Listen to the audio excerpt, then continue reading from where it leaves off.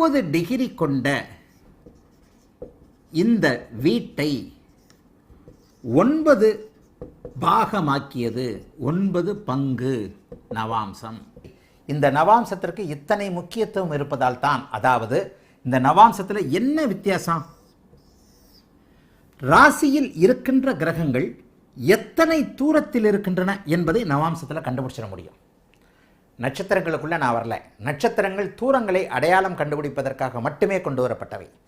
நட்சத்திரங்களுக்கென்று தனி காரகத்துவங்கள் இல்லை, நட்சத்திரங்களுக்கென்று தனி குணங்கள் இல்லை. எந்த ஒரு அமைப்பையும் விட துல்லியமாக இந்த நவாம்சத்தில் வைத்து இப்பொழுது நாம் சொன்ன பால,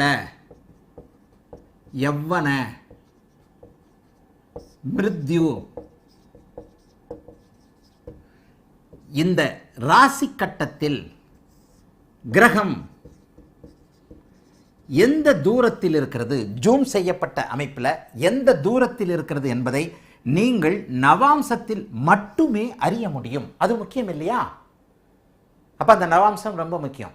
இதற்காக துல்லியமாக கணிக்கப்பட்டது தான் நவாம்சம்.